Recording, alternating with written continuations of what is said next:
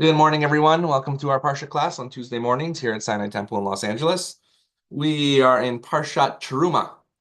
Teruma has many instructions if you're a Lego person or looking to rebuild the Mishkan, the tabernacle, or build it for the first time.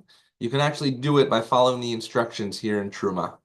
But before we get to actually building, I want to focus on two psukim. The first, we're not going to go into commentary. The second, we will into detail. The first is truma. Truma is an act of giving. And what should you give? It says, Kol nadiv libo yivieha, whatever your heart desires. We're not going to go into that right now, but if you're interested in looking at that, it's very interesting in terms of what is the quantity of Kol nadiv libo. What is the quantity of what your heart desires? So it's a beautiful Parsha about giving, tzedakah, philanthropy. But I do want to focus on a verse that says, Ve'asuli mikdash v'shachanti betocham.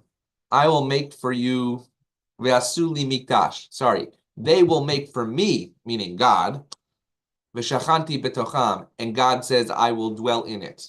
Right? It doesn't say God will make a dwelling for us. It doesn't give shelter for us, but rather we make a shelter for God, which we have to ask, why would God need a shelter if God can provide everything? So, so we're going to look at several commentaries about that. Some go a little tangentially into esoteric ideas, but why does God need a sanctuary? So we're going to start with Sefer HaChinuch, one of my favorite teachings. It is the book of education. It goes through the different parshiot, mitzvah by mitzvah. If you're counting, this is actually mitzvah number 95 in the Torah. Last week in Mishpatim had many, many, many mitzvot. Truma has just a few, and one of them is this. I'll read it in Hebrew. Mitzvat binyan beit habechira. It doesn't say build a temple. It says the mitzvah of building a beit habechira, which in English means a chosen house. Leave note bayit l'shem Adonai. You should build a house in the name of God. The commandment of building the choice house. To build a house for the sake of God, right? When we build our homes, we don't build our homes for the sake of God. We add rituals into it. We add mezuzahs. But the synagogue, really, right? When you ask a child, where do you feel God? Often the first place they say is in the sanctuary, in the synagogue. To build a house for the sake of God, what would you do there? Sefer HaChinuch says, you would bring God sacrifices there. And that pilgrimage and yearly gathering of all Israel be there, right? When they talk about the pilgrimage, the Shalosh Regalim, the Regel, everybody around this land of Israel would go where? To Yerushalayim, to Jerusalem, on the three Regalim, Pesach, Shavuot, and Sukkot. And let them make me a sanctuary. That's what we're reading from, Vasuli Mikdash V'Shachanti B'Tocham, chapter 25, verse 8 of Exodus. And with it, what does it include? This commandment includes, what are you going to make? Are you just going to build bricks, mortars? It includes, you also have to do the vessels needed for the service. What's needed in the sanctuary? The menorah, the shulchan, the table that has all of the different items for the sacrifices, the mizbeach, the altar, the chol sha'ar hakelim kulam, and everything else that's needed, right? When you build a synagogue, you don't just build a building. You have to build an Aron Kodesh, an ark. You have to have the Yad. You have to have the Torahs. You have to do the Sidurim. The same was true when you had to build the temple. Let's look now. Sefer HaChinuch always looks at the roots of the commandments. Sharshe mitzvah. From the root of a commandment are what you will see at the end of my words. So first, Sefer HaChinuch is not going to go into just the roots of it. He goes in an esoteric way in order to get somewhere. However, he says, this is interesting. I am afraid of drawing close to the dwelling of God, as I know that anybody who comes close, that has not sufficiently sanctified himself, will not see the house and live. So how is it, he says, that you can build a Beit HaBechirah, you can build a temple for God, but we learn other places that if you actually come too close to God, then you will not live. So do we really want to build a house where God is, when we are told that if we get too close to God, we cannot live? And then he gives some examples. What would the priests do? Even the Kohanim that come forward for the service sanctify themselves and they're coming into the sanctuary. Before the Levites, the Leviim were the choir in the sanctuary, in the temple. They would raise their voices in the sanctuary of God. What would they do? First, they had to purify themselves in order to enter this holy space. and Aharon, the high priest, would do a wave offering at Tenufa. Hence I said, I too will say my counsel and arrange my apology in front of my elders, and I will wash my palms in innocence before I go up to the house of God. What he is saying is it's a very serious place. If you've been to the Kotel, the Western Wall, right, you know that you feel a sense of holiness. When I ask somebody who's been to Israel for the first time, where did you feel holiness? Almost always they will say the Kotel. Very few people say, I touched a wall and it was like touching any wall. No, they feel a sense of sanctity. And the Kotel is not even the temple wall, it's just the wall outside of the temple. And so it's a very serious thing. Now, he keeps going. He says, it is well known and famous among us, the people that accepted the commandments, that there are 70 faces to the Torah. A couple of weeks ago, when we talked about revelation in Parshat Yitro, giving the Torah at Mount Sinai, the rabbis are asked, what did we actually hear? What did we see in Mount Sinai? And Rabbi Yochanan says, Shivim Panim La Torah, that there were 70 different languages that came to the Torah so people can understand the Torah according to their ability. And in each of them, he says, there are many and great numerous roots, and to each and every root there are branches. Each one supports a great cluster of fruits that are pleasant for hearts to ponder. Right? Every single interpretation of the Torah is the roots, and they have different branches. That's why we have the different denominations of Judaism. We practice differently. We have different interpretations. But, as I said 2 weeks ago, we only have one Torah. The words of the Shema are the same no matter what synagogue you go into. Sephardic, Ashkenazic, conservative, Orthodox, it doesn't matter. The words of the Torah are the same. Each day they put out a flower for those that are constant over them. Flowers of wisdom and good reasoning, right? We build our Torah. The depth of its wisdom enlightens the eyes. It is broad, surrounding, to the point that a man does not have the power to grasp its end. As much Torah as we know, we understand it is as little as we know. The more we know, the more that we have to understand that we do not know. And with all of this, the hands of the one who is involved with it should not tire, or whether he eats little or too much, it is all sweet. It's all-encompassing Torah. When you live a Torah life, it's everything. And if there are many whose hands will not reach the fruit, imagine somebody who's never experienced Torah before. Let them take the leaves for themselves as medication. And I, with the knowledge of its great value and enormous depth, and that it is a wonder and sublime for me, have opened my mouth to speak about it. And I will rely upon what my teachers have taught me in the Talmud. Let a person recite, and even though he does not know what he said, my soul is crushed for desire. He's basically saying, Sefer HaChinuch, the humility of that, I don't know, but I will at least try to explain something. And so, what is this idea of building a Beit HaBechira, a chosen house? He now goes a little further into the commandments. The Sefer HaChinuch says, know, my child, that all of God's desires that human beings perform God's commandment is only to do good to us. Remember that. A mitzvah is only to do good. If you're doing something and it seems like it's not going to do something that's good, it's probably not a mitzvah. It's probably an avera, a transgression.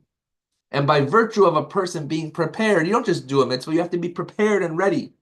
By doing those mitzvot to receive the good, then God will do good to them. Therefore, God informed them of the good path to be good. And what is the good path? It's Torah.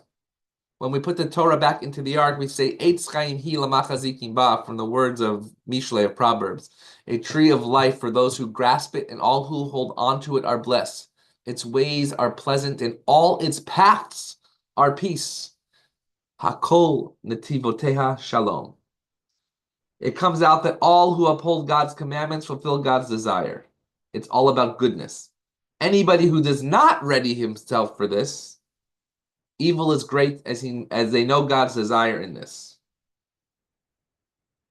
Just gonna keep going here for one moment. So when they're talking about the chosen house, they're not talking about the walls. They're talking about the mitzvot that lead to the holiness. The mitzvot that lead to the holiness. You can have empty sanctuaries that are the most beautiful thing in the world. But if you don't have the sanctity of the sanctuary, then you probably don't have a sanctuary at all. So I want to go, one moment, just to get to the source here.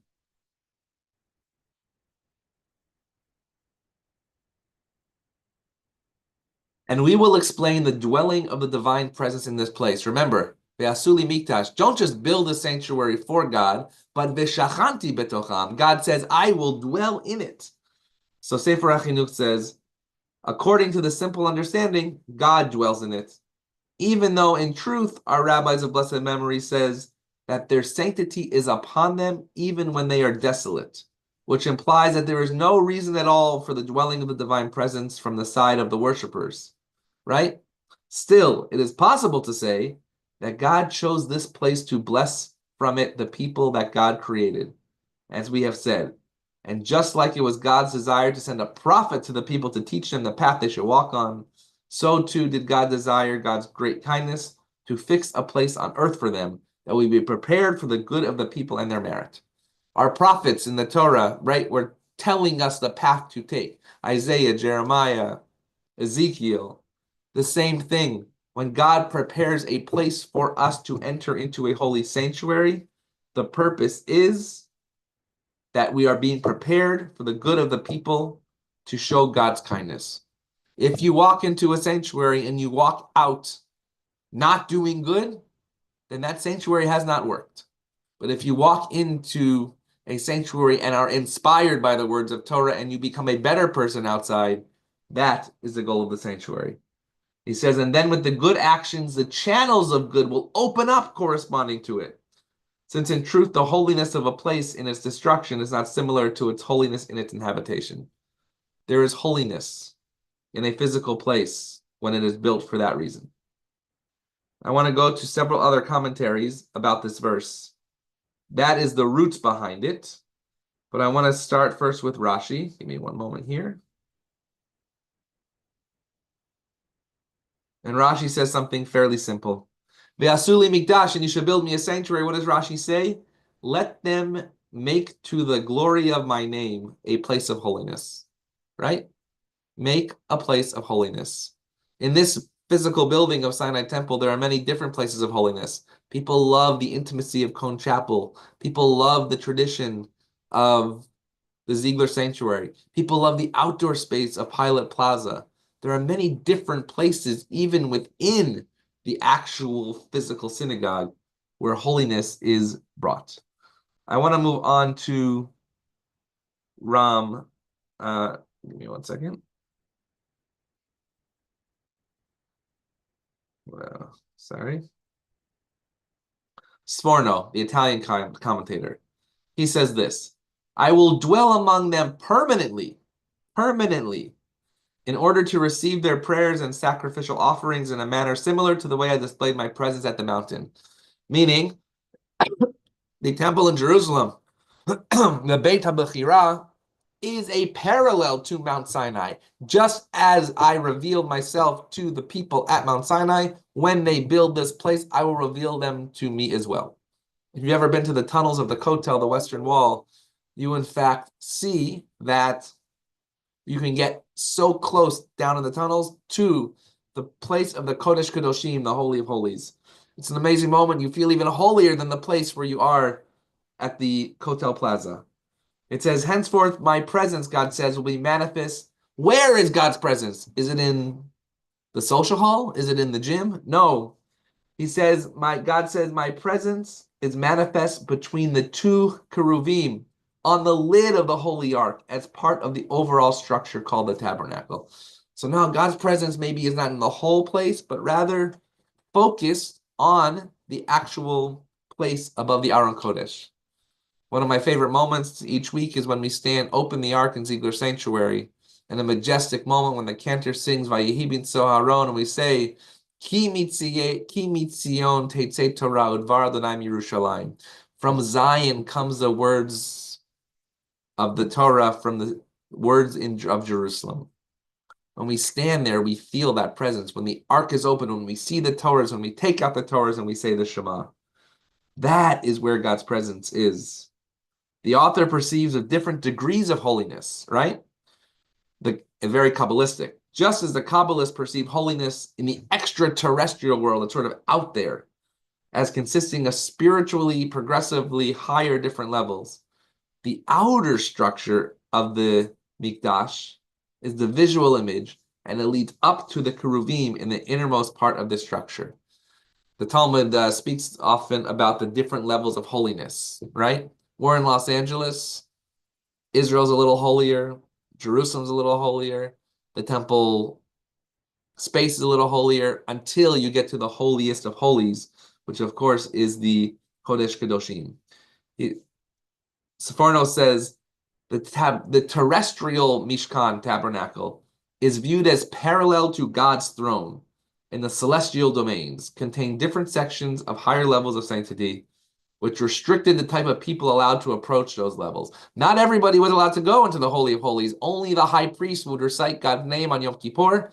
In fact, on Yom Kippur, we reenact that service in the Avodah service, bowing down, saying that this is the name of God that would be recited in the Holy of Holies of Yom Kippur, right? It's interesting, if you go to different churches, depending on the denomination, there are restrictions in terms of who can go to the holiest of levels. Today, for instance, in synagogues, anybody can go anywhere, but even Kohanim, priests, they have restrictions today, right? They're not supposed to go into cemeteries. If they do, they stand on the road and not by the grave unless it's an immediate relative. There are restrictions to holiness. It is open to everybody, but there are restrictions to who can achieve that peace. And then Sforno says the Torah itself, for which the Holy Ark serves as a repository, right? The Torah is in the Ark, was in an ark constructed of wood, but overlaid with gold on the inside and the outside. Imagine a wood ark, but gold in and out. To reflect the sayings of our sages, that every Torah scholar whose external appearance did not reflect his internal stature is not a Torah scholar at all. You can't just look like a Torah scholar from the outside. You need to be a Torah scholar from the inside. Your external should meet your internal. He says the levels of sanctity in the Mishkan, the tabernacle, beginning already with the courtyard around it, they were not sealed off from anybody, but on the contrary, were connected to one another all the way to the innermost sanctuary to demonstrate that sanctity is attainable progressively. It's a beautiful moment. It's hard to go from 0 to 100, but no, in the temple, in the courtyard, everything was connected, so you gradually went up. In the rabbinic tradition, we say, Moridin b'kodesh v'lo, Ma'alin b'kodesh v'lo moridin. We should only go up in holiness and not down, right? If you ever see somebody, for instance, leave the bima, they'll sometimes walk backwards, or leaving the Kotel Plaza. They're not walking backwards to see if they're not going to trip, but they're walking backwards because they don't want to leave that holiness. They want to progressively leave it. So they don't just, boom, it's there and then it's not there. And that is why the pieces are connected. So people can go from a low holiness to a middle level holiness and finally get to that high holiness. However, on the top of the physical box containing the Torah, this is in the Mishkan, there was placed a lid, also made from pure gold, which symbolized the image of God, which meant B'Tselem Elohim. We were in the image of God as well. This lid was not attached to the ark itself at all. The attached nature, it's called the kaporet, which is basically the cover of the ark, symbolizes that at a certain level of holiness, there is no longer a physical bond with the human body, a domain which is essentially mortal, requiring regeneration from time to time. And then he goes into a long description of what these keruvim, what these sort of cherubs look like. They were facing the lid, facing the Torah that is beneath the lid, as a result of such an attitude to the Torah. Right? We look at the Torah for words of inspiration. The keruvim are then described as spreading their wings in an upward directions, as if reflecting that they had received spiritual inspiration, enabling them to fly. In fact, if you look at the Ark in Kon Chapel, you will see an image of those keruvim. That reflects what Solomon said in the book of Mishlei, Ora chaim lamala lamaskil. For an intelligent person, the path of life is upward. Let me repeat that. Ora chaim lamala lamaskil. For a wise person, the path of life is upwards. As a result of our relating to the Torah in this way, we will merit what Isaiah says when he says the prerequisite character traits necessary to merit divine inspiration is Torah. So let me take a pause there and then we'll conclude. In essence, yes, we have a Beit HaBechira, we have a house of God. But within the house of God, there are different levels of holiness. And we learn from Sforno here that the utmost level of holiness we know is in fact that Torah scroll, the words of the Torah. We are Am Sefer. We are a people of the book. In the Holocaust, what did the Nazis do first? Before concentration camps, before Kristallnacht, they burned the books. When you go to Yad Vashem, the Holocaust Memorial in Israel, that's the first exhibit you see, the books, because people knew that without those books, without those words, we were not a people at all. In exile, we survived because we had those words. You read of people literally marching to their deaths, but saying the words of the Shema. 16 months ago on 10/7, you saw the same thing. People in bomb shelters, people knowing that their lives were going to end in a horrific way. But what did they do? They said those words of the Shema. They said the words in our books. And so when we build this house of God, it's not just a beautiful building, but it must have those words in it. A synagogue without a Torah scroll is not a synagogue at all. In fact, the one place you do not need a mezuzah is where? In the Beit Knesset. Why? Because the Torah is in it. And so as we read this Parsha of Truma, and we say, Ve'asuli mikdash v'shachanti betocham, let's take into account two things. Number one, when you walk into a house of God, a sanctuary, we should act like we're in a house of God. We should be inspired by the Keruvim on that ark with their wings spread, allowing us to spiritually fly when we are inspired those words of Torah. And two, as Sefer HaChinuch said, if we just read the words of Torah, then it's not enough. Let it lead to action. Let it lead to mitzvah. Let it lead to goodness and kindness in a world that needs it so much. Wishing you a Shabbat Shalom on Tuesday and a week of inspiration filled with Torah, filled with being in the house of